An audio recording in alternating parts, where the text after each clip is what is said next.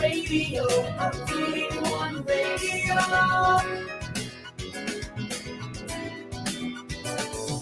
VA1 Radio, VA1 Radio.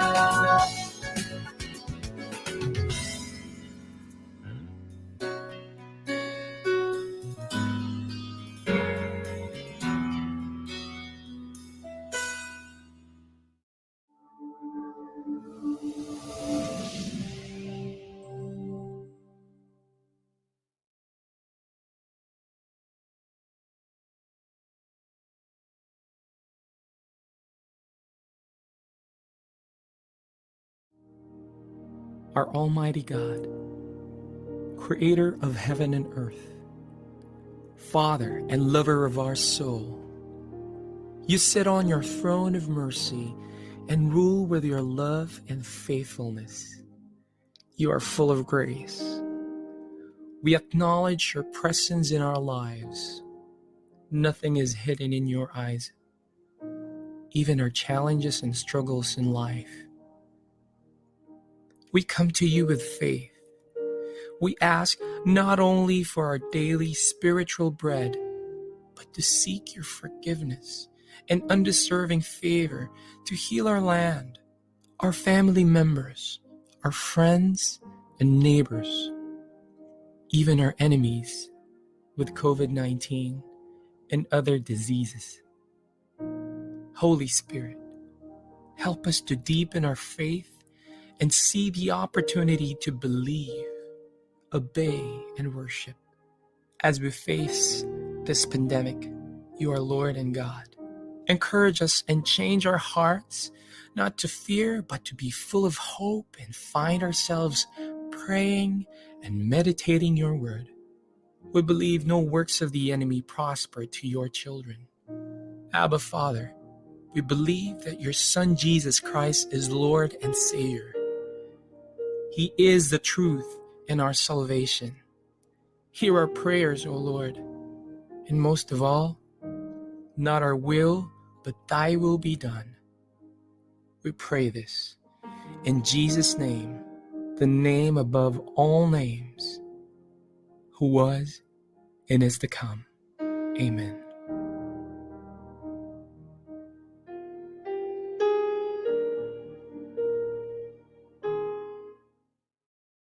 Naghahatid saya sa mga Pinoy, mga kanta at programang Tatak Pinoy. Napapanood at napapakinggan kahit saan ka man. Streaming worldwide. In South Manila, this is V81 Radio. Malayo ka man sa iyong pamilya, dito ay hindi ka nag-iisa. Tiyak ito'y iyong hahanap-hanapin, dahil ito ang nagpapasaya sa atin.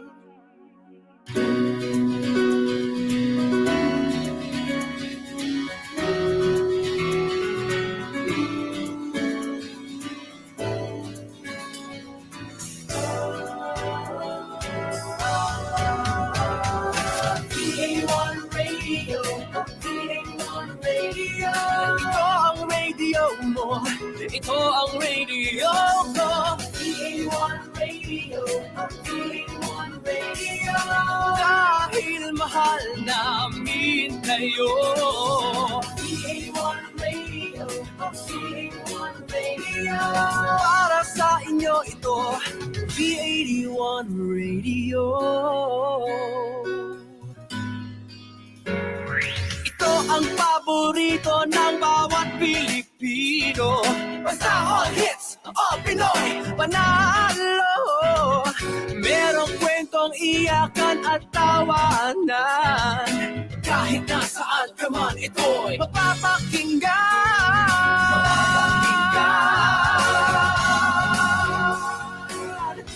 Oh, VA1 Radio, VA1 Radio.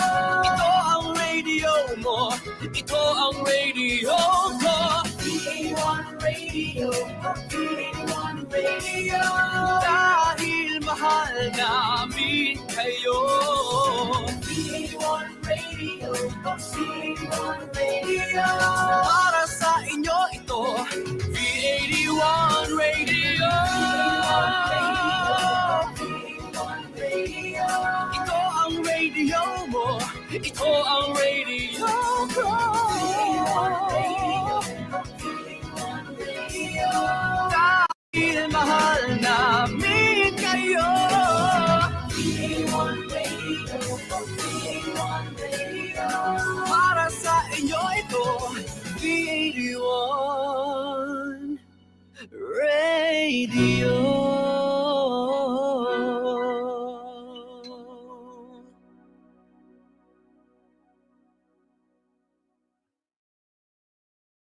The views and opinions expressed by the host do not necessarily state or reflect those of the company and its management. Furthermore, the views and opinions of the guests do not reflect those of the host, the show, this station, the management, and the network.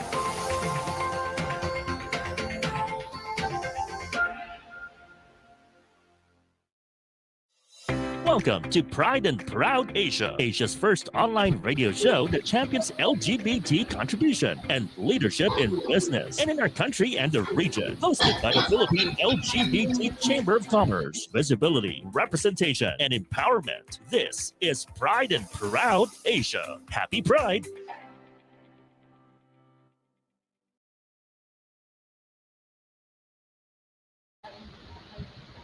Happy Pride, everyone! Welcome to another episode of Pride and Proud Asia, where we put a spotlight on LGBT leadership and inspiring stories in business and beyond. I am your host, your equality advocate, your partner in LGBT business, your Chief Rampa Officer, Ronn Astillas.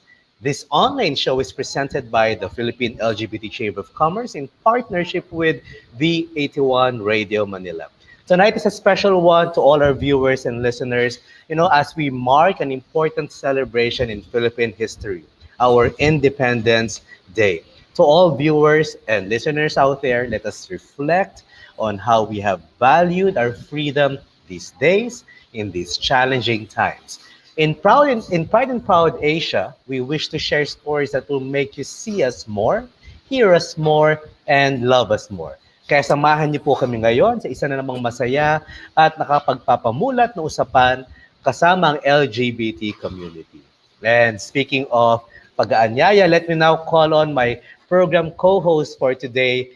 Ang na-miss ko, hindi ko na nakita pa for quite some time, ang nagbabalik na ating fellow advocate for LGBT rights and inclusion, our hot attorney at law, Attorney Quino Reyes. Happy Pride, Quino! Happy Pride, Ron. I'm glad to see you again. Good evening. At sa lahat ng ating mga tagapanood at tagapakinig, isang maligayang Pride at isang mapagpalayang araw ng kalayaan sa inyong lahat. I'm glad to be back and I'm glad to see you. Yeah. Yes. Kamusta? So, ano na pagkakabalahan mo naman for the past days?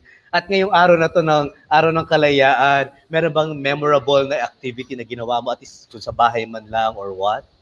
Grabe, alam mo naman, Ron, bilang LGBTQI advocates, Pride or June ang season, ito ang Pasko natin, ang season natin. So ang daming nangyayari. There are a lot of mga webinars, a lot of events, mga planning pa rin up to now. Pero last night, for example, the LGBT Chamber held a film viewing with Balur Kanlungan, an LGBTQI youth group. So we aired our Before Rainbows documentaries featuring LGBT pioneer advocates in the Philippines. So gusto natin na malaman ng kabataan, so sino ba talaga yung mga nagsimula or nagpatuloy ng advokasya sa LGBT community sa bansa. So mga ganong bagay, every day merong something new eh. So ayun, how about you? Oo nga, totoo naman talagang busy-busy tayong lahat. Sa tingin ko nga, nag-uumpisa pa lang ang araw o linggo ng June, para ang dami na nangyayari, ang dami ng kaganapan dahil nga halos everyday meron dyan mga activities na kailangan mo puntahan to give a talk on LGBT inclusion, to talk about what the LGBT chamber is doing. So like you and I, like we're together in as colleagues in the Philippine LGBT Chamber of Commerce. And as we always say, having this radio program is a very good opportunity for us to strengthen our goal in amplifying voices of the LGBT business community, di ba? Kasi sa chamber, we focus on developing an inclusive workplace environment. So we want yung mga kumpanya kung saan kayo nagtatrabaho to make sure na it's very inclusive. There's no discrimination. Number two, gusto rin natin i-champion yung mga LGBT plus leadership, no, yung businesses and the faces na nagpapatakbo ng ganitong klaseng negosyo o mga professionals. You can be an individual also as part of the chamber. Pangatlo, we also want to share our best practices, di ba, across industries and geographic boundaries. So, eto kumbaga yung lagi nating paulit na sinasabi tungkol sa LGBT Chamber dahil mahalaga na ang workplace environment at yung community kung saan nakikita natin ang mga negosyo, ang mga enterprises ay inclusive. Lalo na ngayon sa panahon ng Pride at ayaw rin naman natin na yung ang Christmas natin, actually ang Christmas natin hindi lang June, di ba? Dapat from January 1 to December 31, Pasko tayo. Exactly. Di ba? Dapat Pride palagi, Quino.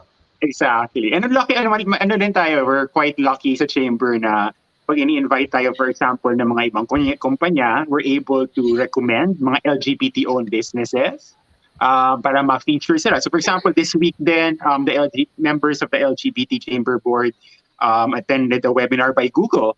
And then, feature ang ibang mga LGBT businesses doon, di ba? So we're proud na we're able to provide a platform for particularly micro, small, and medium enterprises to be known by the bigger community outside of the LGBTQI community. Tama. And speaking of mga activities for the week, it's time to bring our regular Rainbow News segment, di ba? So, na ito paborito ng mga listeners natin. So, ilatag na natin ang unang balita that we have on Rainbow News. This one, Indian court calls for sweeping reforms to respect LGBT plus rights. In fact, nag-emanate sa isang reklamo ng lesbian couple na naharas sila ng mga police, no, sa India, and the court released a decision kumbaga protecting the Indian couple, the lesbian couple, making sure na dapat hindi daw sila hinaharas ng polisiya, and even extended the judgment, or at least the jurisdiction, to include a call for institutions like the government on what exactly they're doing to prevent discrimination, to prevent illegal action against the LGBT plus community. So meron siyang ganung klase recommendation, and nilagay rin nila doon na dapat yung mga medical practitioners, sabi ng judge, yung mga medical practitioners who claim to be able to cure homosexuality should have their licenses revoked. Ang mga schools and colleges now should also make gender-neutral restrooms available, and gender non-conforming or trans prisoners should be housed separately if needed to protect them from sexual assault. So, kumbaga, nag-umpisa sa isang reklamo ng lesbian couple, napalaki ang mensahe ng hukom. What do you think about this? As an advocate, I am very heartened by this because in judge who issued this ruling, he described himself as not very woke. Diba? Kasi baka may isa ng mga listeners, so baka nasa really woke judge lang, diba? Sabi niya, he-self-described hindi daw, diba? He just wanted to extend certain protections to the LGBTQI community, diba? So that's great. But as a lawyer, I'm a bit weary of this because there's a concept in law called judicial legislation, where the judge or justices or courts will issue rulings almost overstepping yung issues dun sa kaso mismo. So hindi siya directly related dun sa kaso. Meron naman some relation. Pero yun nga, as the name applies, judicial legislation, it's almost like the courts or the judges are the ones who legislate or create laws or rules, di ba? So ang fear ko lang is baka, I haven't read the decision of course, but baka it's kind of overstepping yung jurisdiction and judge. But I think more than anything, siguro this tells us that, progress is being made on all departments of government. Hindi lang siya basta in the executive or in the legislative, even in the judiciary, na traditionally very conservative. There are justices out there who see the discrimination or the attacks against the LGBTQI community and understand that the law is here to protect the community. That's right. So, well, I guess, it will be a long battle pa, but at least at different fronts, we see progress in that sense. So, hanggang siguro umabot yan sa Supreme Court, and again, there will be like, a ruling that hopefully will encompass, protection for LGBT people, community further, diba? So, I hope it's a good direction for India, for the region, and sana mas marami pang bansa ang magkaroon ng ganitong understanding to respect LGBT rights. Okay, let's go to the next balita, our next news. Ito, nearly 1 in 5 young adults say they're not straight. Global survey finds. Have you seen this survey? Sinasabi lang ng survey na basically the Generation Z, or those who are born after 1997, are most likely identify themselves as non-binary, no? Hindi na sila male, female. So that's why they say 1 out of 5 ang kadalasan na magsasabi na we're not straight people anymore. What do you say about this? Is it more because of the awakening of the younger generation on the matter of gender identity, their sexual orientation, the soji, etc.? What do you think, Quino? I agree. I think it's definitely yun nga, because the youth are much more knowledgeable about these things, diba? Thanks to the internet, like all these resources on what it means to be, non-binary, queer, transgender. It's available to more people, so it's a more democratic process. So the fact na ang laki kasi ng jump like I think for like people over 40, it's like 4% number or something like that. For under 40, for the certain ranges, bilang all of a sudden 8% na. So it's not a 1 or 2% increase. Di ba? Tumaas talaga siya, almost double the actual percentage. And I often think na yung mga bata lang ba ang talagang ganun kadami na they don't identify as being, cisgender or being just male or female. Or baka yung older generation din naman, except that they don't have a term or a concept for it, diba? But I am glad na our young people are aware. They are making their decisions for themselves, and they are comfortable enough and they feel safe enough to identify themselves in this way, diba? Agree. I was supposed to say that, no. If there's anything that this survey has shown us, it's the comfortability of people to express themselves and say, I'm non-binary, I'm LGBT. You tagging yourself, identifying yourself as such. I think that's also a good development sa ating community. So that's also something that we have to applaud for, and sana ma-capture pa natin more yung data on LGBT in the coming years. Next exactly. News. Diba? So, eto, Hungary LGBT, content aimed at children to be banned. So, it's interesting because it's the ruling nationalist party of Hungary. Naglabas sila ng possible legislation or bill saying na hindi dapat pakita yung mga content on homosexuality or encourages gender change for children under 18 years old. No? So, sa mga halimbawa, itong libro na to na merong kinasal na 2 prinsipe, kumbaga, bawal na daw dapat yan. So, very conservative. What do you think about this? Well, I think this is a part of a wave of parang more nationalistic, slightly like right-leaning, Eurosceptic governments or administrations in Europe. Diba? I think Russia is, of course, the biggest one, but you have other countries like Poland, in this case Hungary, which are kind of shifting in that direction.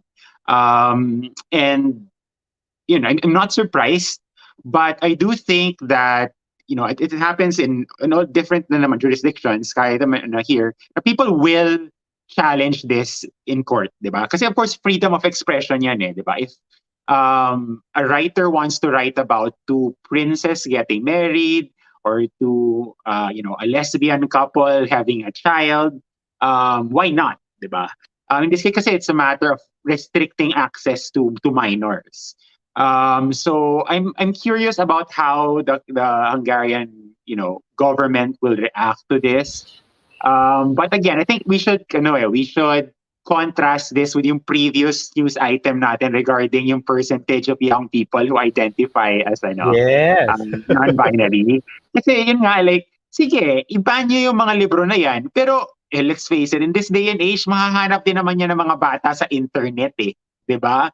Kumbaga, lang, I think this is like, these nationalistic right-leaning governments are trying to parang stop a flood with like a cork. Parang ganun lang. Parang lang kunwari tumigil siya.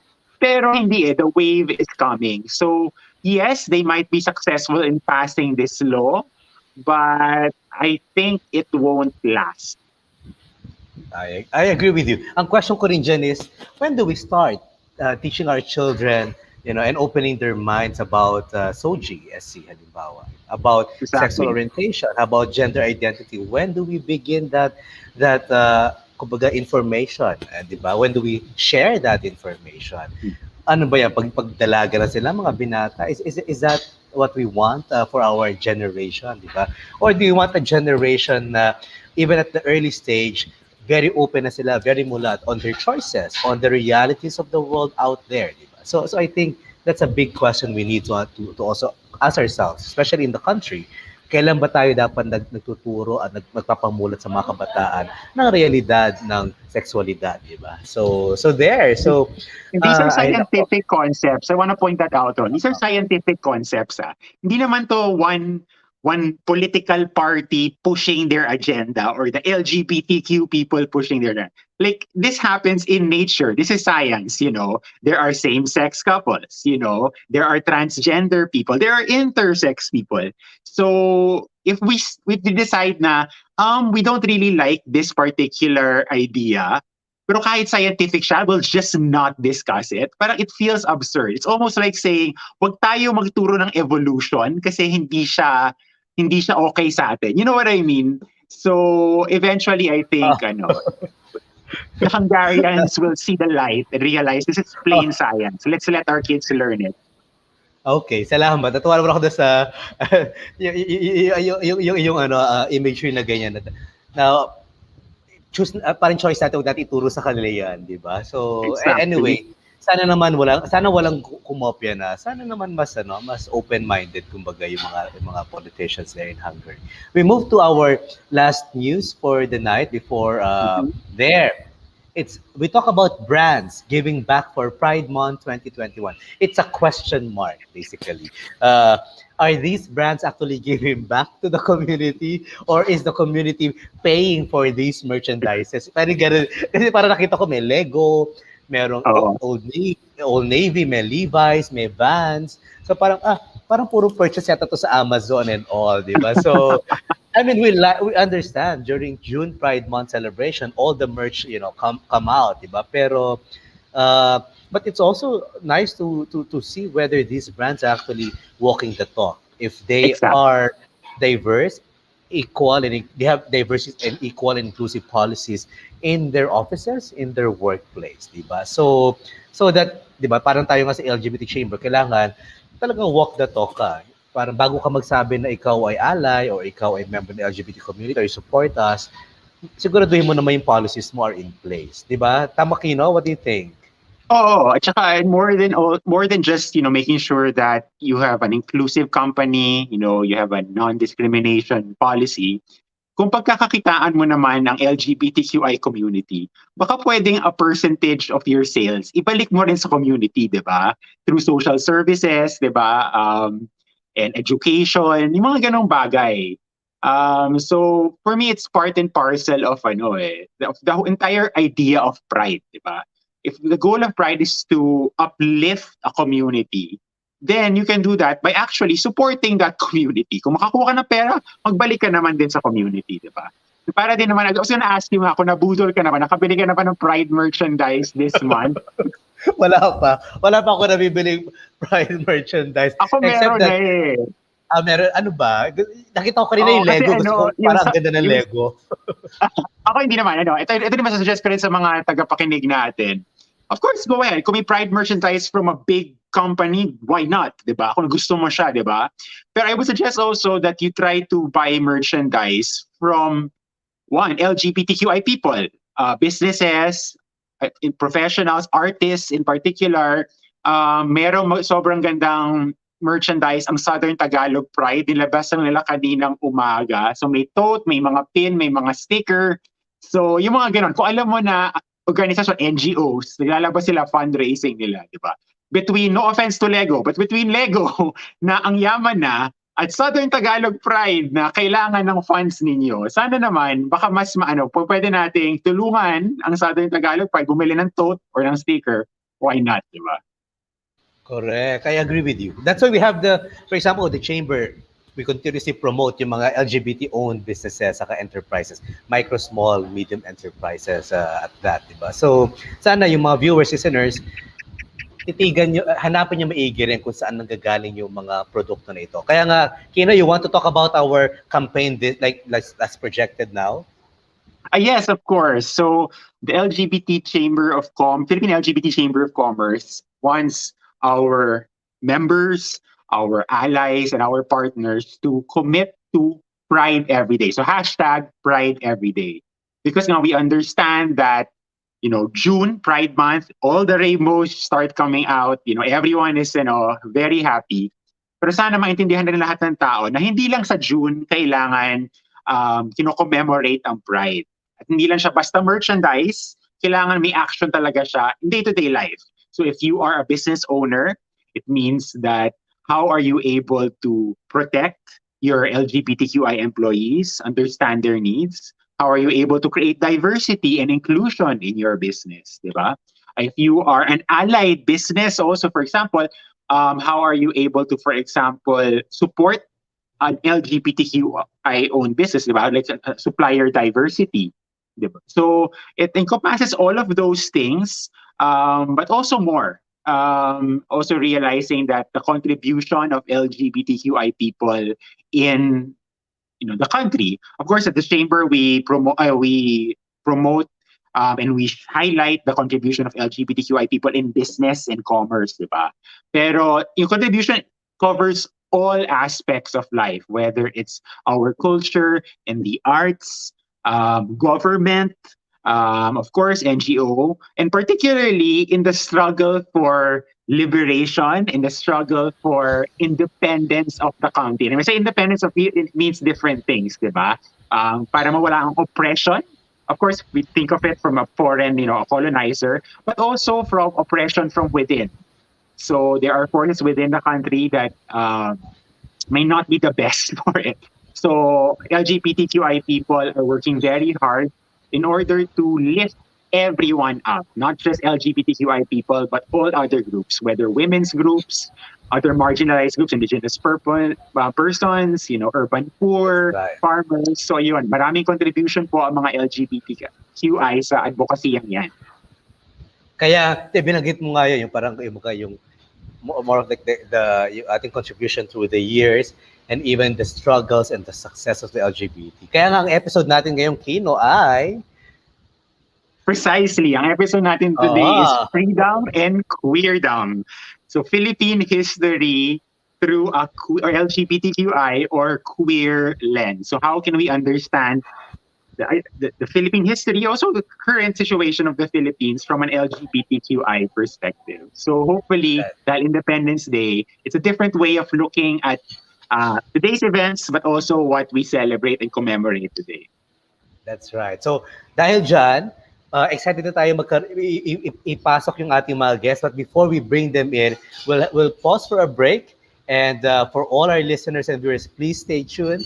Just stay where you are, and magbabalik po ang Pride and Proud Asia after this break. We'll be back shortly. This is Pride and Proud Asia, only here on V81 Radio, Manila. Get into the treasure trove of undiscovered music through Napalm, your new all-Pinoy alternative music program. Whether it's rock, metal, reggae, soul, or pop, we have it covered. Napalm features upcoming Pinoy artists and musicians, hosted by your alternative revivalist, Charlie Diaz, and resident rockista, Pards Moro. So sit back and relax. Enjoy Napalm, only here on V81 Radio, Manila, where alternative lives. Empower your mind. Be informed. Dahil lamang ang may alam. Knowing the latest trends and issues in the society. Feed your mind with information that are reliable, fresh, and straight from the experts. Be involved. Here in the conversations with Chester Kidlat, broadcasting live in big media. This is The Conversations. Ngayong May sa Home Not Alone, Songs from Home with Papa Gio, Karen Sida, Nonoy, Jessica Villarubin, MYMP, Alisa Bonaobra, and Michael Maniago, and the Gibbs Sisters. O, wag ka absent ha, dahil back-to-back na. Wednesdays and Thursdays, 7 p.m. California time, o Thursdays and Fridays, 10 a.m. Philippine time. For sure, back-to-back din ang kwentuhan, kulitan, kantahan, at tawanan. Home Not Alone, Songs from Home with Papa Gio. Dito lang yan sa V81 Radio, Los Angeles.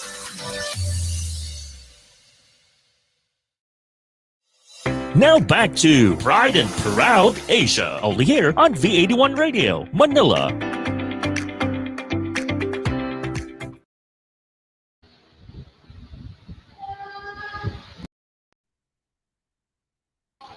Ay, maligayang Happy Pride! Happy Pride, Ronn, sa lahat ng ating mga tagapakinig. Happy Pride at maligayang araw ng kasarinlan. Happy Independence Day. Salamat, Quino. And to those who just tuned in, you're watching another episode of Pride and Proud Asia, a first-of-its-kind program that puts a spotlight on LGBT plus leadership and inspiring stories in business and beyond. I'm your Chief Rampo Officer, Ronn Estiles, with my co-host, our hot attorney at law, Quino Reyes. Tonight, we are excited to talk about freedom and queerdom, di ba, Quino? So, mas maintindihan ba natin ang kasaysayan ng Pilipinas sa pamamagitan ng kasaysayan ng LGBT plus community bilang gabay? Di ba, Quino? Exactly, Ron. And as LGBTQI people, we are very aware of what it means to live, with oppression or discrimination. So our understanding of freedom, it colors our understanding of Philippine history. So in tonight's episode, we are going to be trying to put an LGBTQI lens on Philippine history and the freedom that we all enjoy today. Thank you, Quino. So let's now call in our guest. So di natin patagalin pa. Unahin ko na ang ating guest for tonight.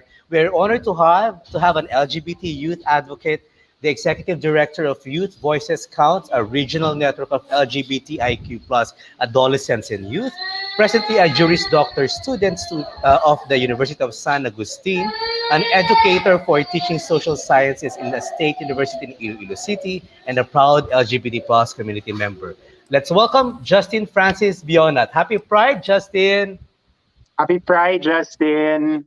Hello, hi Ron, hi Quino, happy Pride. We're glad to have you. Hi.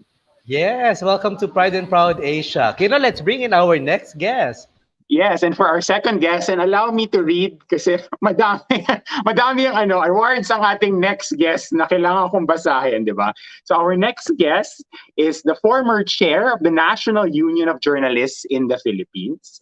He is the first Filipino to win the Reporters Without Borders Prize for Independence. He won the JVO Journalism Awards in the investigative category. He has worked on stories as varied as the fall of the MILF camps, battered women, prostituted children, and directed and edited award-winning series on tuberculosis in the Philippines and LGBTQI discrimination. He was conferred the Marshall McLuhan Fellowship in 2007 by the Canadian government and was an independent fellow of the John S. Knight Professional Journalism in Stanford University. She won awards for her coverage of Indigenous peoples and the LGBTQI community. So we are honored to have an award-winning veteran journalist, Inday Espina Varona. Happy Pride, Miss Inday. Welcome to the show. Hi, can you hear me? I keep on getting Yes. kicked out eh. Timing lang ang papasok ko ulit. Happy Pride Month and Happy Independence Day sa ating lahat at sa mga nakikinig, nanonood. Maraming salamat to Justin and to Inday for joining us tonight. Very opportune time kasi pag-uusapan natin ano nga ba yung independence para sa atin? Ano nga sa history ng Pilipinas, sa kasaysayan ng Pilipinas at sa sa experience also Justin I think na LGBT plus community. Paano ba natin matutugma itong dalawang konsepto na ito, di ba? Pero bago tayo pumunta diyan sa malalim na usapan, kamusta ang kayong dalawa sa panahon ng pandemya? Kayo ay nasa one in Bacolod, one in Iloilo. So we miss traveling, but kamusta naman ang ating sitwasyon diyan at the way you're coping in this pandemic? Justin, you'd like to start? Sure. Thank you. It's great to be here, and it's such an honor to be speaking side by side with Inday, one of my idols. Padayon pa rin. I teach and I study law at the same time. I'm a law student, so I have to push on kahit mahirap, even though a lot of people have said that learning at this point in time is not really effective. It's true.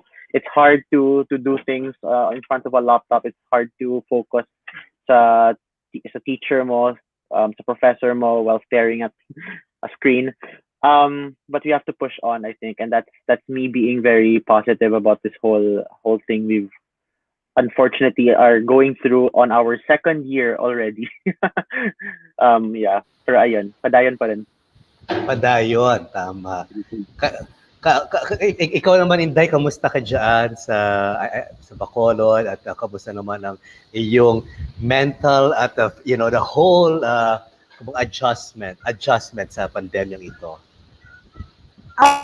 Actually, kadarating lang naka-quarantine ako sa Bacolod kasi kadarating ko lang 2 days pa lang ako dito. So, home quarantine kami lahat. So, 2 linggo, hindi kami makakalabas din. I came home for family. The rest of the pandemic period nasa Manila ako. But like many journalists trained for field work, talagang nahirapan ako. Kasi sanay ako na parang nagka-writer's block ako.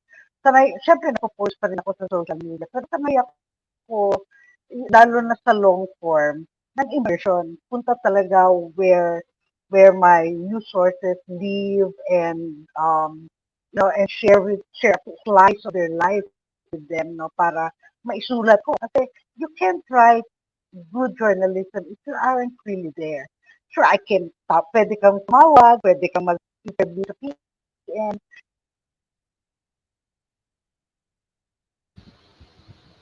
Ayan, babalik si... Binibitin tayo ni Inday. Binibitin tayo sa kanyang Pero totoo yung sinabi niya, di ba, na it's hard to write now kung hindi ka immersed. I think for all journalists. Di ba? Justin, ikaw, like, you working for the LGBT youth advocacy, online, paano ba? Nahirapan ka rin talaga? Kailangan kasi immersion, di ba? Paano ka nag-a-adjust ngayon? Ito na si Miss Dayan. Okay. Before we jump to Justin. So yun lang. So ang ginawa ko na lang, dahil kahit op-ed kasi, distillation yan ng lahat mong nakikita, naririnig So ginagawa ko na lang, nire-review ko yung parang memory, yung mga old profiles, essays ko. I'm finally doing what everybody's been asking me to do. Revise, edit, rewrite into a book. So hopefully, magawa ko na yon. Well, we're hoping for the best, Inday. Kasi nga, like, realize sa marami mga, writers, musicians, when you're stuck at home, so kumbaga parang, it's a time to edit or see your past work and see how you can improve or finish work that hasn't, that's been pending for a long time. So hopefully, yun. Walang writer's block. Hopefully, inspiration will creep up and find its way back to you soon.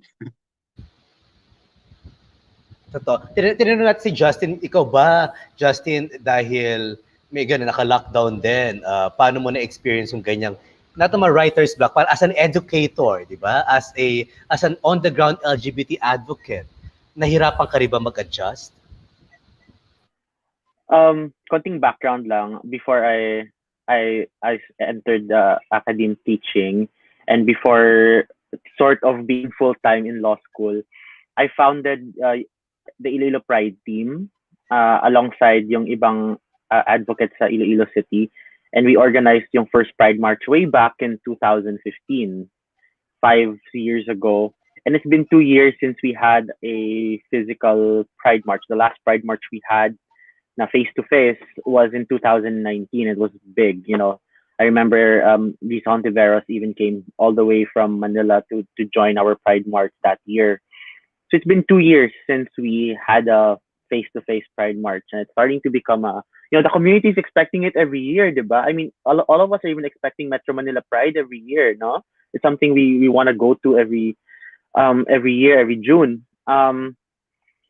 But what's interesting to me is the community still finds ways to celebrate Pride, regardless na kahit virtual na lang. That's why I've been attending mga virtual drag parties, virtual Pride marches, mga art exhibits online, all of these things, mga poetry nights. And these are ways to still continue Pride. As you said kanina, Kuya Ron, Pride is every day. It's January to December, no? It's not just June. Ayun. And I agree. I think ultimately what we want with Pride celebration is to connect. Tama ba, Quino? Parang Pride celebration is all about connecting to our community, to our allies, to the people na who haven't heard us and who'd like to be educated, and even to our foes, di ba? To Exactly. the LGBT. So I think that's about connection. And miski wala tayo physically, if we still connect online, we still do all these activities. I think the connection is still being built. Puntahan na natin. Today is like Independence Day, and tatanungin natin si Inday. Kamusta ang celebration ng Independence Day natin, and ano nga ba ano ba nga bang totoong kalayaan para sa mga Pilipino? Kasi your articles, your all the things that you've written have been really, I would say, reading them touch my sense of kumbaga Filipino, na talaga parang the nation, me being part of this country, na teka lang, ano nga ba talaga ang values na pinahalagahan ko bilang Pilipino? And with your stories, lumalabas palagi yon na para sa Pilipino ba yan o para sa pangsariling pangangailangan lamang, di ba? So, ano ang kalayaan para sa iyo, Inday? Okay. I think we lost Inday for a bit. Nawala oo. Pero I know,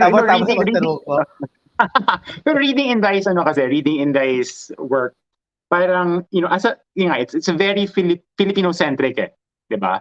And lumalabas kasi parang as a Filipino, you are forced to make hard choices. You know what I mean?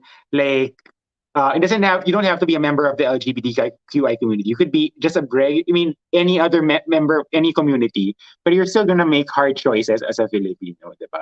But most especially LGBTQIs, women, children, marginalized communities. And I think yung perspective that I from reading in Inday's writing is that it hinders your freedom, di ba? Kumbaga, when you're making choices, tapos you can't make an informed choice, or kung limited yung choices mo, you have to give up something important to get another important thing, parang all of a sudden, hindi ka na malaya, di ba? Na parang, kailangan ba na, for example, LGBTQI ka, di ba? Kailangan bang itago ko ang pagkatao ko para lang matanggap ako ng komunidad, di ba?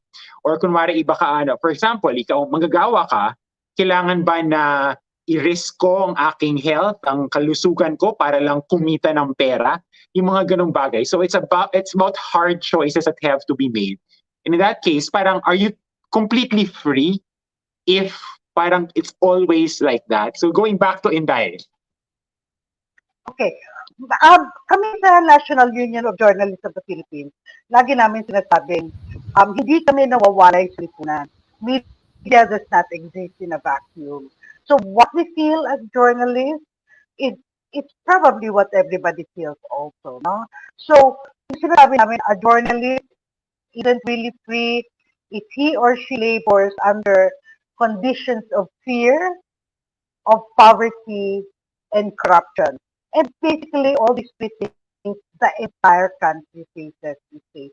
So, sinabi niya, a worker, no, mapipilitan siya, maraming babae na cancer patients who will refuse to go for treatment because one more peso for that treatment is one peso taken away from the stomachs of the children.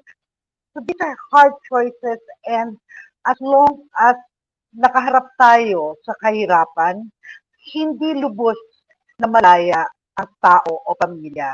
At ang kahirapan na to ay sasabihin na natin, kadalasan is because of the impact of a corrupt system.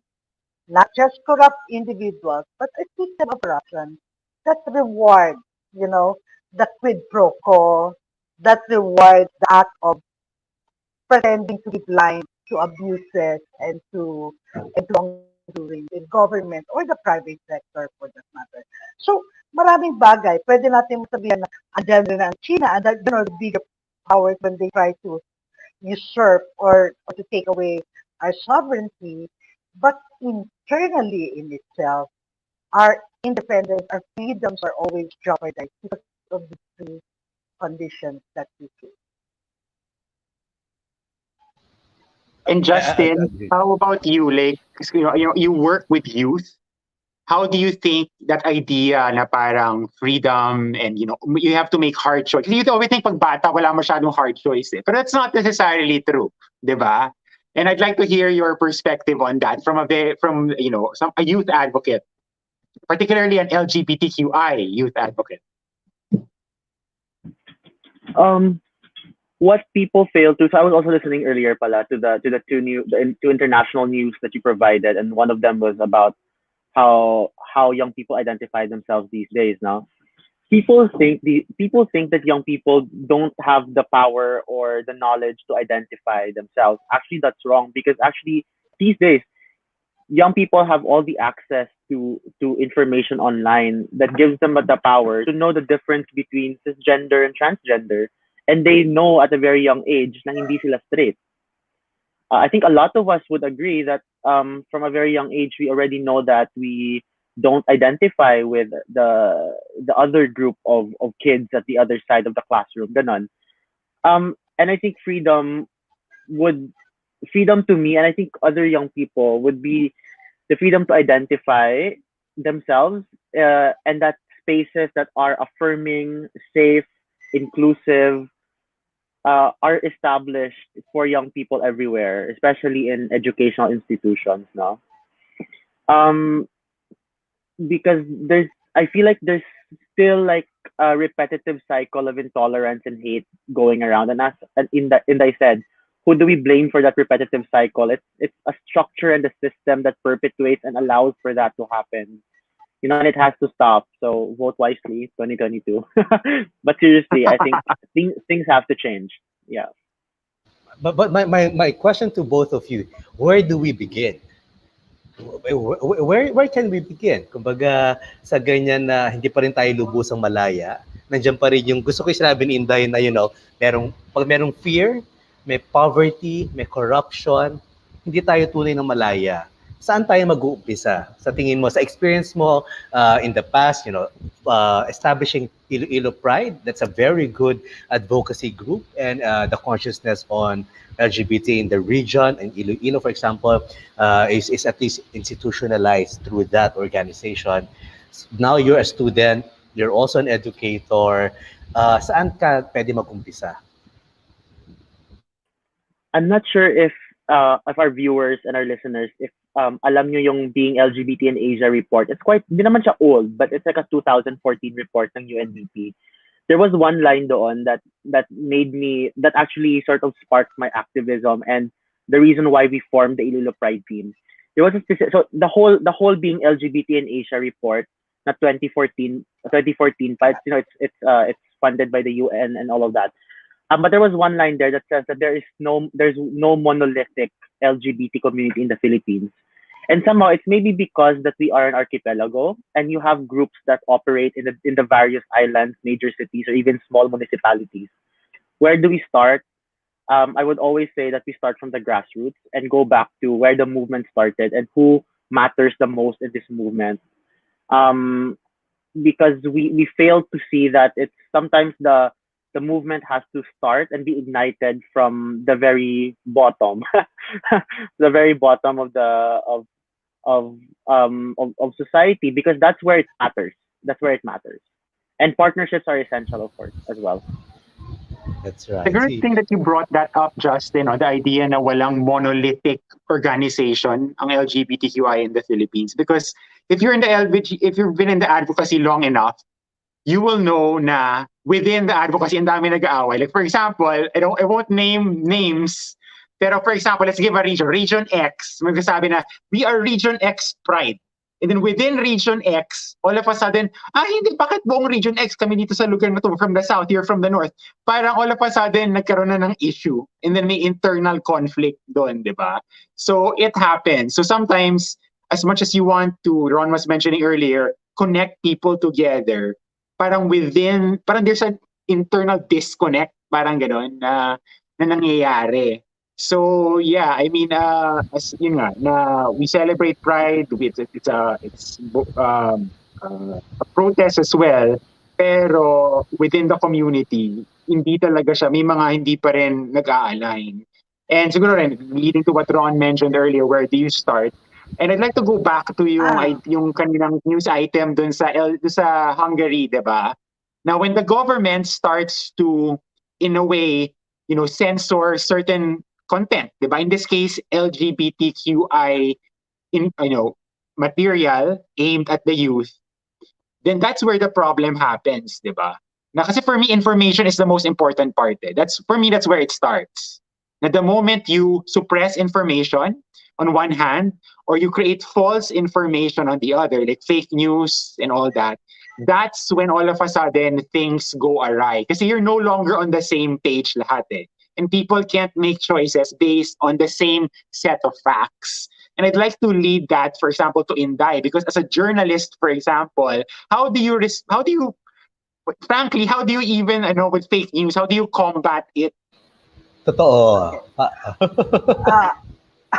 Okay. Pag sabi natin fake news, magkaiba yung fact, binabaliktad yung fact. No? Lagi ko sabi, pwede tayo mag-debate sa fact. Dapat lang tayo nagde-debate. And I'd be very scared of a world where we all agreed on the same fact. I wouldn't want that kind of world, no? Iba rin yung disinformation, of course, is another thing. But I always say, we may argue over facts, but we don't argue about stories of people's lives. Tell those stories, whether it's stories of suffering because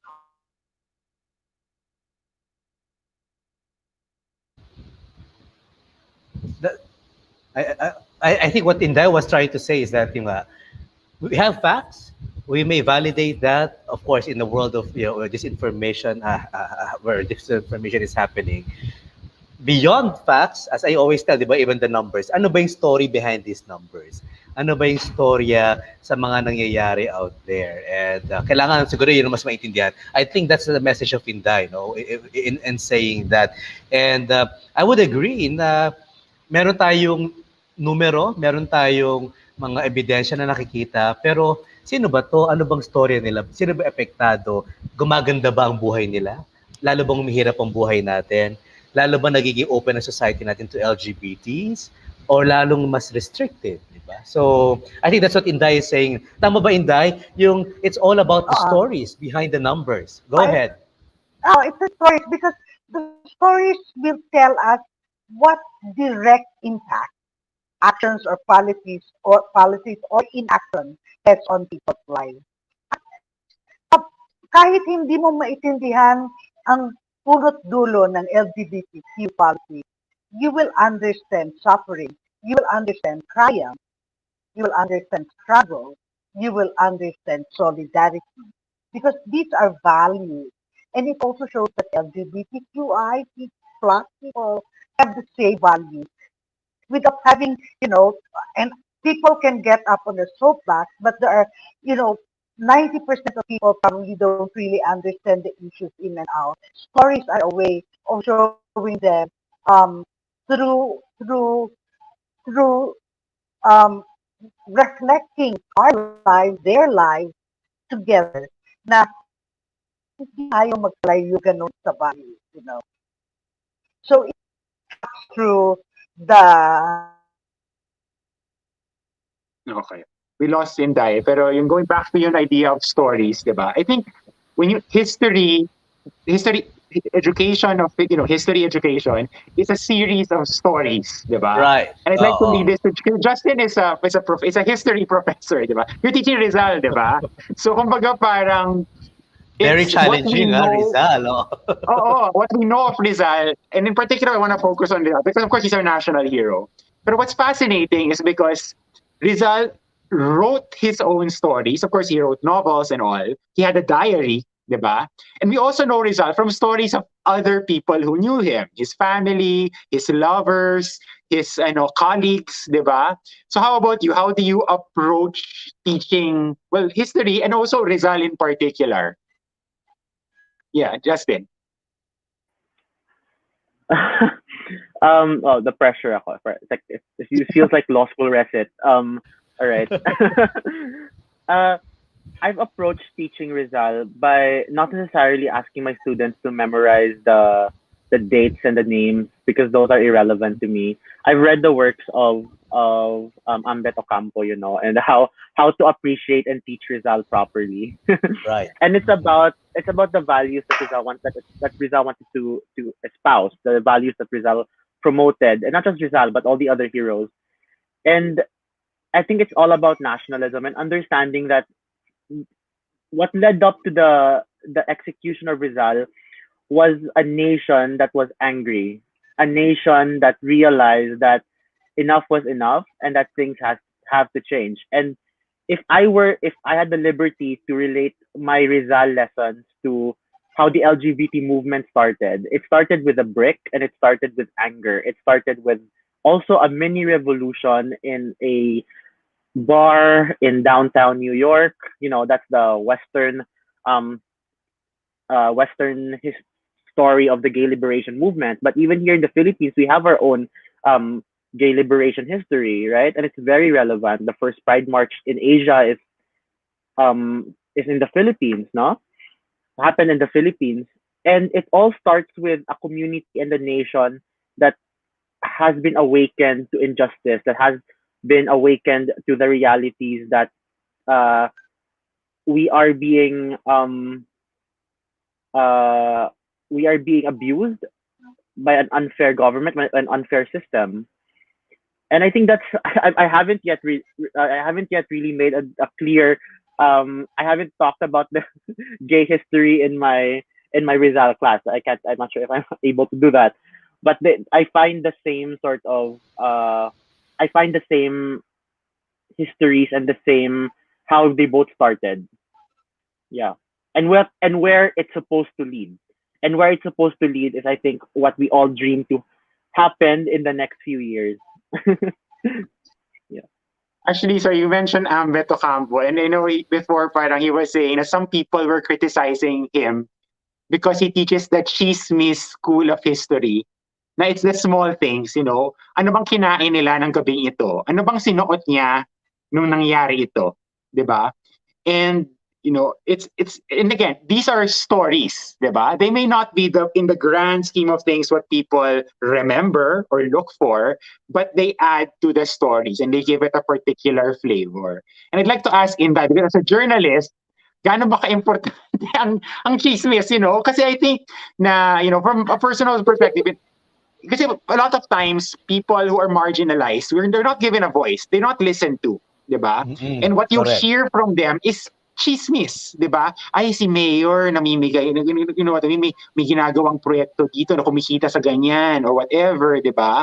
And nobody will take them seriously. How about you? How do you approach that like way of looking at Alam, history or recording history? Ay, sayang na. Wala si Inday. Sayang. Stories, Ah, kumbaga stories from the margins, kumbaga. Kadalasan mm, kasi hindi mainstream yung approach eh. So, walang opportunity to showcase or to talk about our stories, LGBT stories. I mean, all the marginalized, for example. So, kailangan mag-umpisa ng chismis. Ang revolusyon, minsan nag-umpisa sa chismis. Di ba? exactly. So, Oo. tama ba Justin Kim kay Rizal, di ba? Kumbaga, magugulantang na lang or parang magkakaroon ng chismisan at teka lang, parang may nabubuong rebellion, may nabubuong pag-aaklas sa ng mga bayan, mga Pilipino. So yung mga Espanyol matatakot, di ba? So is it a story of, you know, is it the stories or the chismis from the margins, does it apply in DICE? I mean, you know, in understanding history as well? Okay. Ano na yan eh. Ganito yan. Chismis ang tawag natin sa unvetted. Pero responsibilidad, like ako, I'm a journalist, or unvet for that matter, or di Salo was a writer. Saan nagaling yung mga kwento niya? Siguro tayo naririnig, and then you dig deeper. Because we know that there's something to a story. So kapag binuo natin, may konteksto, may bigyan ng kulay, dahil makulay talaga naman ang buhay, hindi na what that actually teaches isn't gossip, historical gossip. It's history coming to life.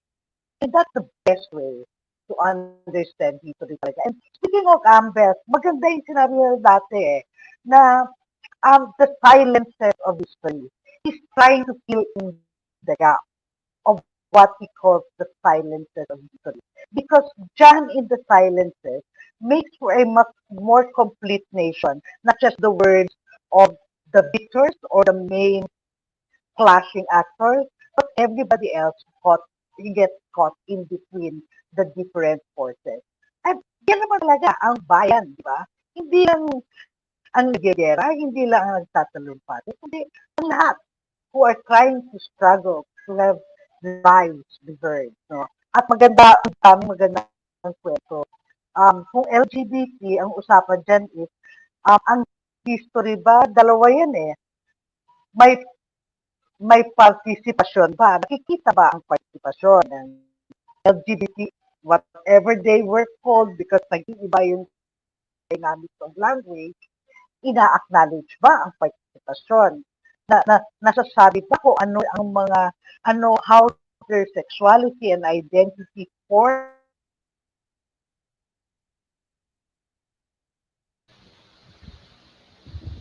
I like that. The inclusion and the participation part. Tama Kino, no? Tama Justin. Kasi pwede kang, ito yung sabi natin sa diversity and inclusion. Pwedeng sinama ka sa party, di ba? Pero pinayagan ka bang sumayaw sa party? Diba? Para you're invited to a party, pero pinayagan ka bang makikain, makisayaw, makihalubilo, di ba? So, I guess that's what Inday was trying to say kanina lang, na may participation but acknowledged by yung participation na yun. And going back to what was said about, you know, the gossip, historical gossip, I agree that, you know, Ambet is actually, he's reading all those books, like for example in the British Library, all those information that will support and that will para enlighten the minds of people on what could have been additional knowledge on our history as a people. Diba? Sorry, Inda, you were saying about LGBT inclusion and participation. Oo, kulang eh. Hindi pinapakita kung ano yung action, no? At mas malaki, hindi pinapakita yung interest nila kung paano sila naaapektuhan. Kasi nga, they're buried under the carpet no? Kahit alam, yung 13, di ba, bago ngayon yung very popular Netflix anime that the BBC actually had an article of. Surprisingly, they mentioned the, ang alam ko yung, Herminia Menes, a folklore scholar, said that the aswang were actually babaylan, female and male shamans who refused to convert to Catholicism, demonized by, of course, the Catholic side. So parang Wow, ganon. Alam na natin that of course babaylans are also figures that represented the fluidity of sexuality and the power. Okay, so totoo yung great thing Inday brought that up, di ba? The idea na yung mga babaylan, mga baybayalanes are, well, they were revered in Philippine pre-colonial history.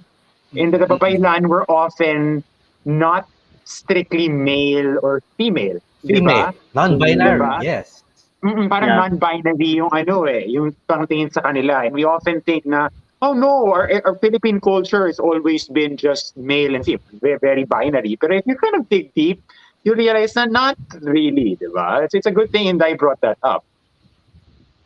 Actually, ang question ko ngayon is, uh, parang kailangan ba mas marami pang not naman debunking, no? Parang kailangan ba ilagay natin tong ganitong klaseng mga storya at mga information out there? And paano natin gagawin yon in a world of social media, in a world of TikTok, Instagram, Facebook? Paano makikinig yung mga kabataan? Diba? How do we know na, like, you know, yung babaylan, yung mga shamans in the past na demonize sila because of, you know, what happened in our history? How do we make the connection to the younger generation that they understand na teka lang, baka dapat alalahanin natin kung ano ba ang talagang nangyari in the past, how they were revered, how these identities na LGBT actually iba sa kanila in a sense, will help us understand the changing and the, you know, evolutionary nature of history and our sense of nationhood. Inday, sorry, you go ahead and continue with what you're talking about, the dress and all. No, just 2 lines. But just, okay na ako doon kanina, but maybe just to answer the question very briefly, to reclaim identity, to take back what was demonized and put it out there again as something noble. First, we need to acknowledge how we have been harmed by those who sought to demonize it. And that's not just the Spanish, that includes the Americans, the Japanese, and everybody else who came, who made the othering of the LGBTQI community. So kailangan may continuing pag-uusap dyan. And once the young people get there, and then in their own creative ways, and let's not tell them how to do it, let's allow them to express it however they want to. They'll probably be more amenable to exploring it. Ang ayaw ng mga kabataan is to tell them na ganito dapat kasi ganito kami noon. Hindi. Alam mo, baka ganito Totoo. yung usapan, ganito nangyari dahil. Oh, totoo yun. Yung sabi ni Inday, yung parang ini-impose mo sa kanila. I mean, sa mga, tama ba, Justin? Yung mga estudyante mo. Oo, ganun ba reaction Kasi nila? Na, ikaw bata ka pa and then you already have students. So kumbaga parang your perspective on this is twofold from both sides of the aisle, I would think, or the classroom. Yeah. No, actually, while I was listening, I literally put down some notes now. I think when it comes to, we're talking about visibility, and I think visibility, even the little things, can change perceptions.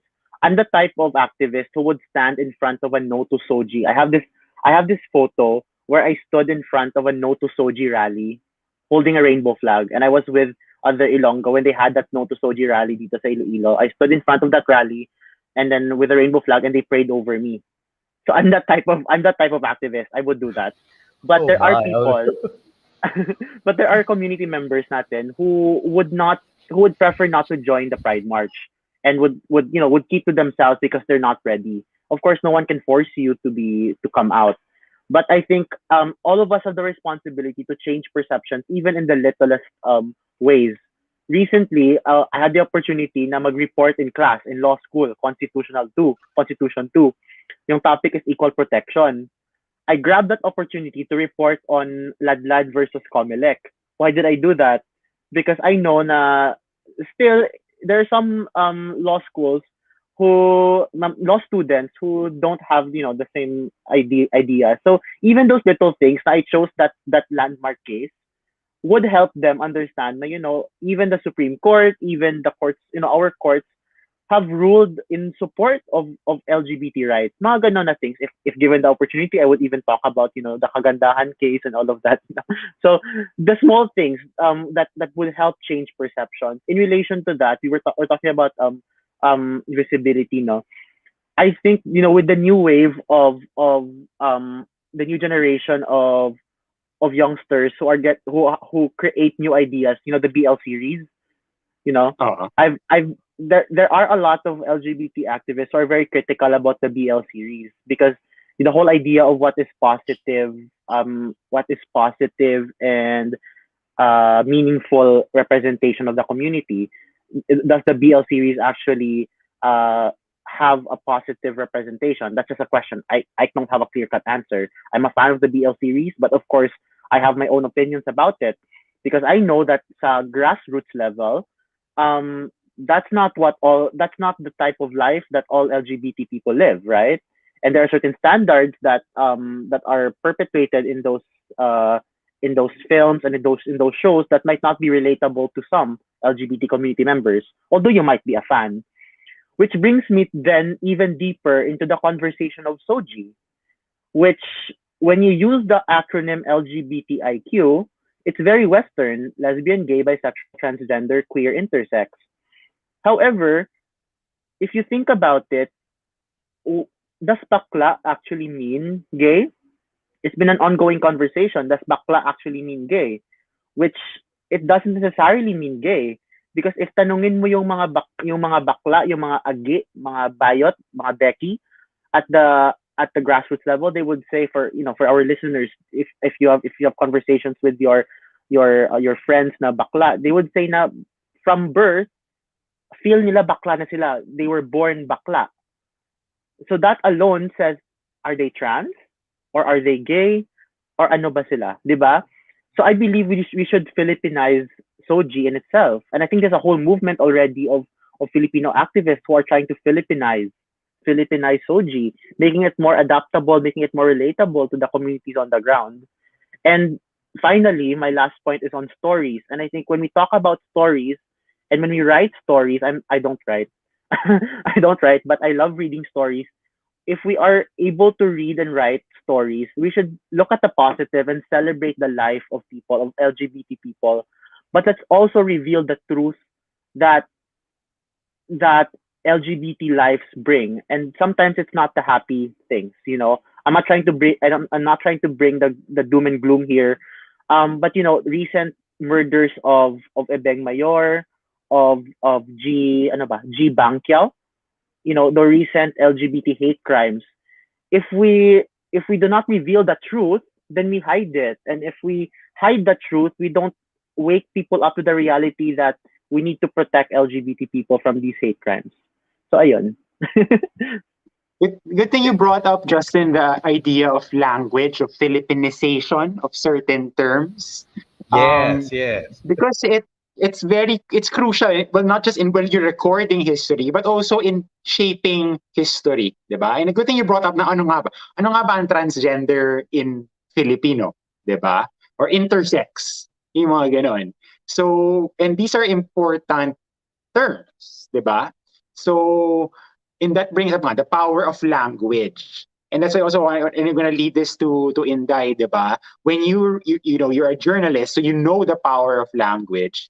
Do you try to, in a way, parang Filipinize rin in choosing the terms that you use in the way that you record stories or people's history? Alam mo, I'd be the first to admit na hindi, that's not my strongest point, no? Kasi, I think it takes a certain skill. I think you probably more cultural training, at the same time, a little bit anthropological training, ganon.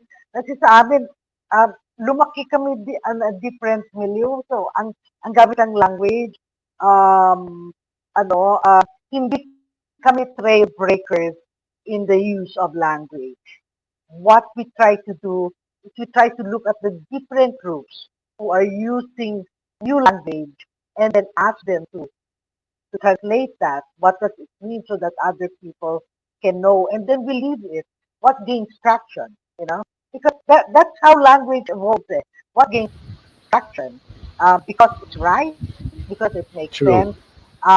Then we follow. Medyo huli ang journalism dyan. Pero totoo yung sinabi ni Inday, kasi kanina 'di ba kino-connect natin yung we don't want na para ini-impose mo sa younger generation. Ito dapat ganito kami noon, paano kayo ngayon? Dapat ganito kayo ngayon. Parang the generation gap. And I was supposed to ask Inday and Justin na para you have to speak their language, is that necessary? And I think what you just shared, it's very important that you speak their language. The Gen Z, the Gen X, Y, Z, halimbawa, you have to know where they're coming from. You have to understand ano ba yung what takes them off. Parang what makes them smile? What makes them angry? What makes them connect to people, 'di ba? What makes them become serious in certain conversation? And you can only know that if you also try to understand their language. Tama ba? And I guess what Justin was saying about Filipinization of LGBT, marami nga sa atin hindi nga ano nga ba yung konsepto ng SOGSC, 'di ba? Yung mga transgender and all. We don't have yet, I guess. I haven't read any Filipinized terms on this one. But definitely that would be a good development, 'di ba? 'Di ba, Quino? Yes, and I was just reminded. And Inday's back. Ayan. Oh, sorry, I reminded lang na last week, speaking of Gen Z language, I saw a post saying that Rizal was the ultimate soft boy. SOFTBOI. Soft boy. And ako, I'm a millennial. Inisip ko, ano ba ang soft boy?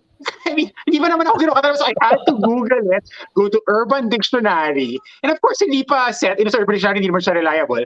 But I was like, parang lumalabas, ano ba? Actually, hanapin nga natin. Apparently, may soft boy spectrum pala. Anyone who has any unique or alternative interests that make them feel superior to others or parang emotionally sensitive. Something like that.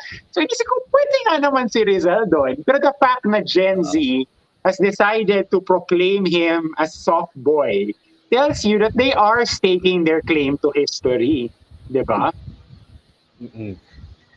Tatanungin ko kasi Inday, parang Inday, how do you connect to the younger generation now?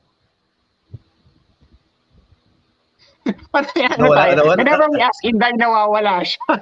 Nawawala. Parang tinataguan tayo sa sagot, sumasagot naman siya. Pero ikaw, Justin, how do you make sure that you're connected with your students? And not just, and the reverse, you with the older generation?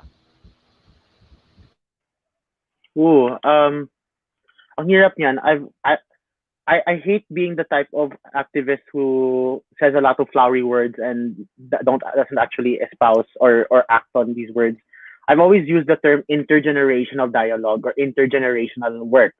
Connecting with puppy legs. Connecting with more seasoned activists. Sorry for the term sa mga listeners natin, more seasoned activists. Pero I believe that there's so much to learn. They've lived. We can learn so much from those who come before us, who paved our way, who've given us these platforms to speak and be able to speak and be able to live fully. But I think also older activists have a lot to learn from the younger generation to spice things up, spice up the advocacy, use more modern tools. Ganon.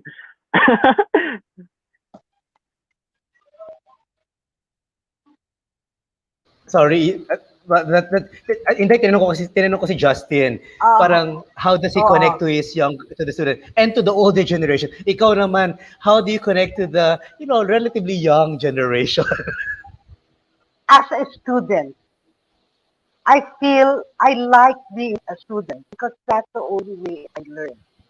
It's their life, it's their time. It's time for us to be students and enjoy and treat them like parang estudyante tayo with enthusiasm.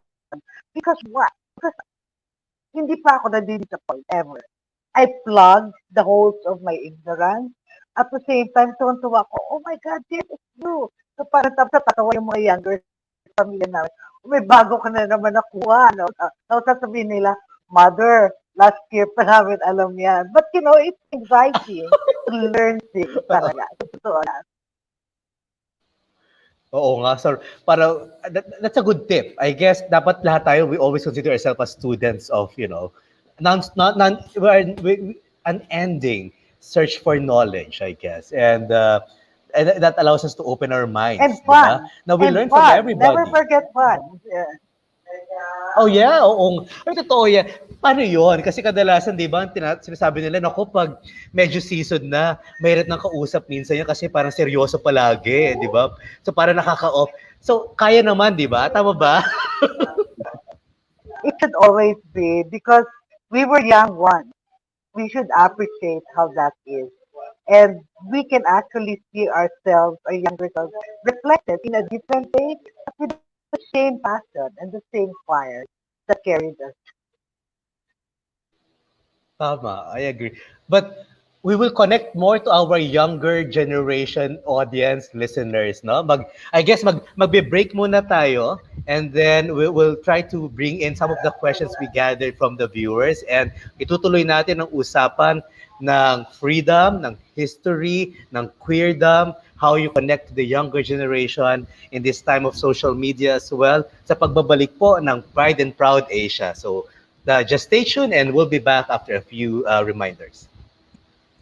We'll be back shortly. This is Pride and Proud Asia, only here on V81 Radio, Manila. Let's dive deep into an all-boys conversation with Voice of the Boys, taking up full sessions about movies, anime, martial arts, and more. Voice of the Boys features pop culture, discussions on male topics, and issues with a hint of female perspective. Hosted by your resident voice artist, the Rick Matthews, and Voice the Slayer, Joshua Ravales. So grab a popcorn and enjoy the Voice of the Boys, only here on V81 Radio, Manila. Is your business lucky or not at the moment? Have no fear, luck can be near or right here. You are lucky to meet the Feng Shui Master. We welcome you to the online luck mentoring program to help you unlock solutions to business case problems and profit with honor and lucky prosperity. Relax and enjoy your fun learning with your partner in luck, Master Adric Nalumpines. Broadcasting live from Big Media, this is Philippine Business Feng Shui. The program that gives you the latest in Filipino business and trends, with norm-challenging brands, paving the way to be next-generation business leaders. This is Talk Shop Asia Next Gen, connecting you to the future. Hosted by Business and Transformation Mentor, Rolly Bagaspas, Franchise and Business Coach, Don Senita, and Beauty and Business Maven, Muriel Villanueva. Together with Mr. Millennial JP Morales and Agri and Youth Advocate Colin Valliaban. Jump into the business revolution. This is your Talk Shop Asia Next Gen, only here on Big Media. Now back to Pride and Proud Asia, only here on V81 Radio, Manila.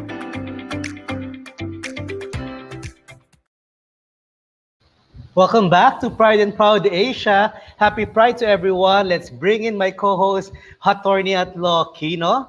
At of course, ang ating dalawang talaga the experts themselves, Inday and Justin. So again, maraming salamat for joining us in this conversation. We'll try to bring in now some questions naman from our viewers. No, let's post. I think we have one question that we gathered tama to Inday. How do you try to understand and connect with the younger generation, such as those who want to pursue a career in journalism? Maybe you want to expound on your previous answer. Actually, I just ask. I'm naturally curious. Pag hindi ko maintindihan, talagang tinatanong ko. Tapos tinatanong ko, okay, so example, give me yung real examples dyan sa buhay nyo. Kasi yun lang talaga eh. And I haven't heard anybody who won't give examples. Like LGBTQI, di ba? Ang dami. So, ang dami. Teka muna. So, bakit ayaw mo nito? Kasi kung hindi ko maintindihan, how do I call? How do I address somebody, for example? Tinatanong ko yun outright, and can you tell me why you want me to address you this way. Para magkaintindihan. Dahil, and sila naman, i-explain ko sa kanila, don't take offense because other people may not be disrespectful, but we may not know better, which is why we want to learn. So dapat kayo rin willing to teach. Because that's how you get the world to listen, then to teach. No? Pero din sa journalism, tinatanong ko muna sila, ano ba ang gusto nyong kwento na ilabas? Because they learn better when we teach journalism workshops. They learn better when it's their kwento and not a kwento I want them to tell. That they're crafty.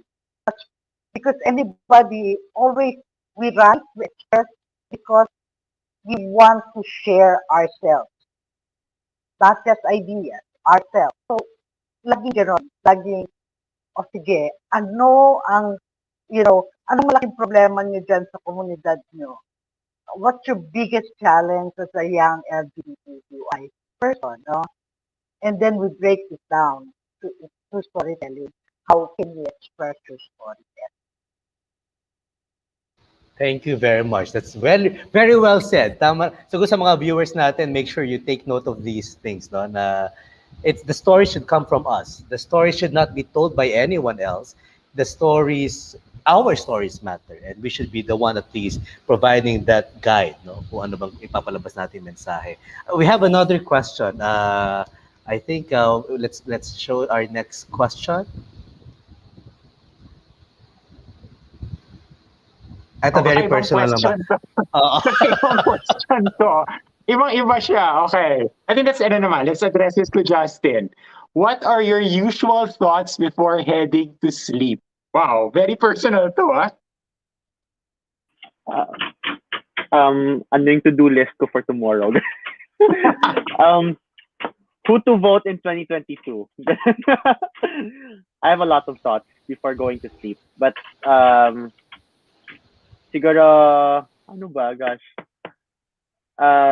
Perpetually, I'm wondering how do we change society? Ganun na lang. World peace. Yeah. Ang weird ng question eh. Sorry. At least trying to capture kasi baby, like what if there are things that you're really so gung ho in doing and all, but I think yeah. Wow, bago matulog, eleksyon na gano'n pag-uusapan. Alam natin yan, Inday, Justin, na talagang magiging mainit ang usaping eleksyon, di ba? Sa darating na mga buwan. At in fact, sa LGBT Chamber, we're trying to have this program on, again, our previous program back in 2016, LGBT Vote, to highlight ano nga ba ang pwedeng ginagawa o ano ba yung nagawa at gagawin ng mga partido, political parties, mga politicians para sa LGBT, 'di ba? So kailangan makita 'yun madinig 'yun. Hindi natin naririnig, 'di ba? Kadalasan sa mga meeting de avance, rare do we talk about these things. And I think it's high time that we also prioritize this narrative, the discussion or the dialogue when it comes to LGBT community, direction and vision rather. So next question, meron pa tayong question bago tayo mag-wrap up for the program. Ano po ang paraan para makatulong ako sa LGBT plus community? I think baka galing to it could be an ally, it could be also a member of the community na may baka hindi pa siguro woke sa generation term, no? Na anong pwedeng gawin nila? Inday, ikaw, I know you're still learning even all the terms sa mga LGBT. What do you think we can do or an individual can do to be supportive of LGBT?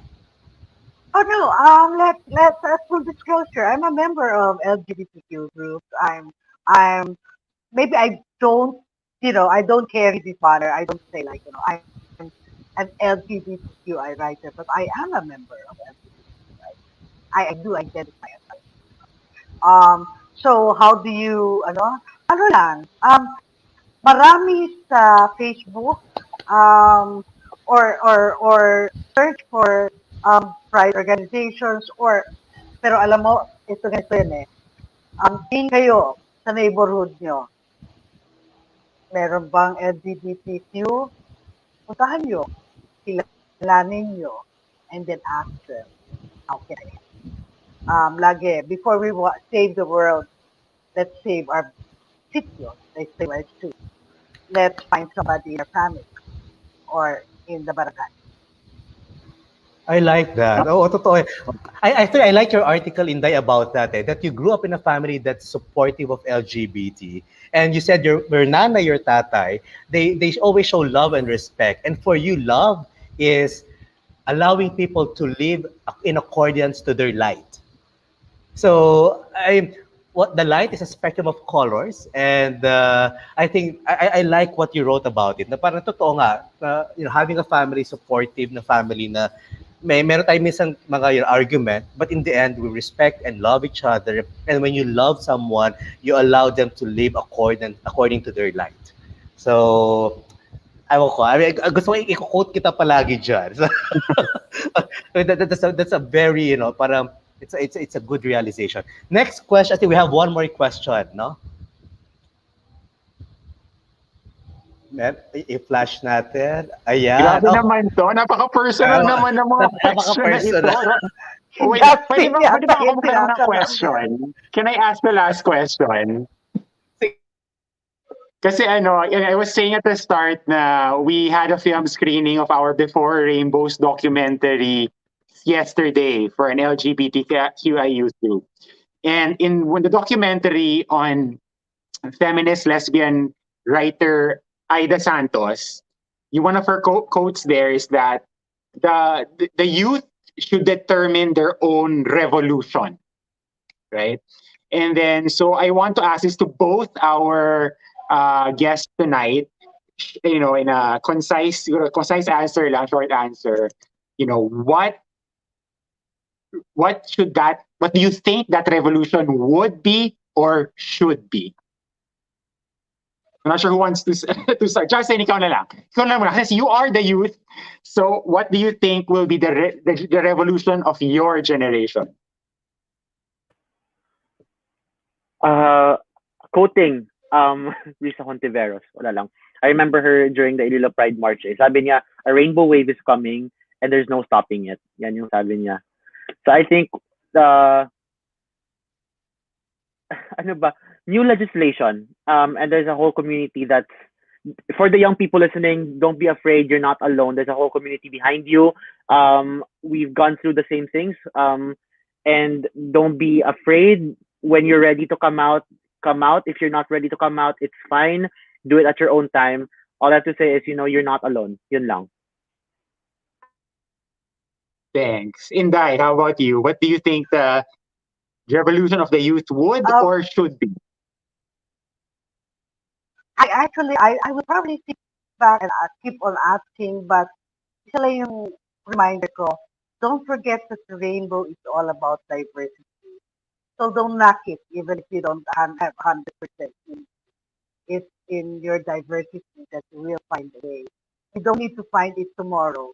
It can be next year, next year. Hey, it's your world. It's your case. It's lovely. Thank you so much. Salamat. I think we reached the end of the program. I think that's also a good message to that we can leave to our listeners and viewers. Quino, what should we expect with our other Pride and Proud Asia episodes in the coming weeks? Oh my gosh, we have a lot in store for you. As we it's Pride Month, so we have Pride a lot. Month, Our programming is regularly Pride na naman, kahit hindi June eh. So expect more of it. And we also, as usual, we try to highlight LGBT-owned and also allied businesses. So if you want to be featured, if you're an LGBT-owned business or run business or an allied business, want to be featured, we are giving you a platform to be an inspiration to other people, other businesses. So we always like hearing stories of successful entrepreneurs, business leaders, and other people who have broken that glass ceiling. So if you have your own stories, and feel free to reach out to us, and we will gladly hear your story, let you talk or explain your story, and highlight you on our show. So please Okay. feel free to contact us through the Philippine LGBT Chamber of Commerce in our social media pages in Facebook and in Instagram. And also you can contact us through V81 Radio Manila on Facebook and also V81 Radio on Instagram. Salamat, Kino. We've reached the end of the program. We don't say goodbye in this program. We always say see you later or, kasi parang ang tingin namin is, hindi naman tayo naghihiwalay talaga. Miski may pandemya, nakikita pa rin tayo. Pwede mag-text, Facebook, through this program o kung saan man. I'm sure makikita natin si Inday at si Justin sometime pa, no, in the future. And again, on behalf of the Philippine LGBT Chamber of Commerce and V81 Radio Manila, maraming salamat, Justin, Inday, for a very nice conversation, very light conversation. Exactly. Mas maganda marinig to ng kabataan ngayon, di ba? Mas maganda marinig ng mga nakikinig sa atin na, teka lang, ang historya, ang kalayaan, ang freedom, independence, ay konektado rin sa sa mga struggles at successes ng LGBT community.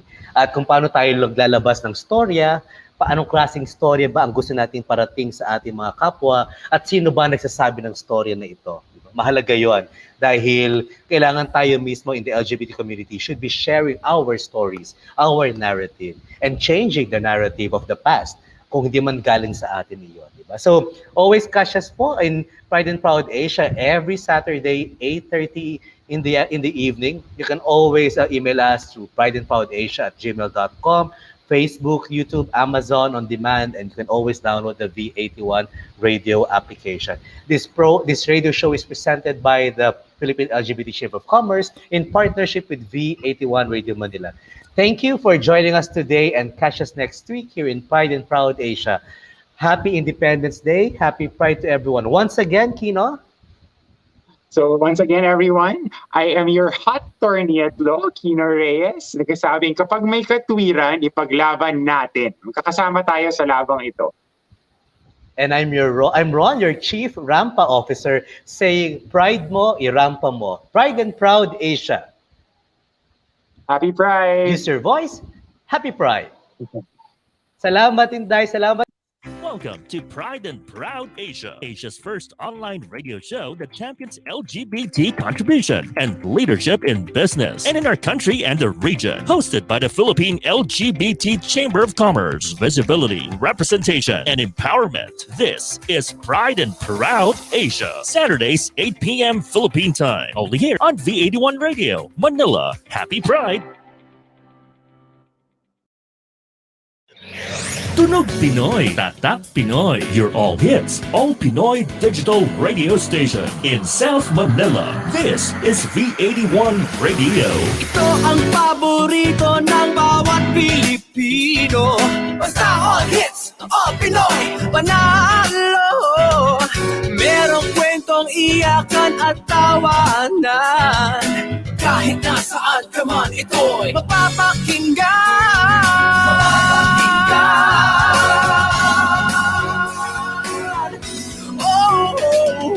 V81 Radio, V81 Radio. Ito ang radio mo, ito ang radio ko. V81 Radio, V81 Radio. Dahil mahal namin kayo. V81 Radio, V81 Radio. Para sa inyo ito, V81 Radio.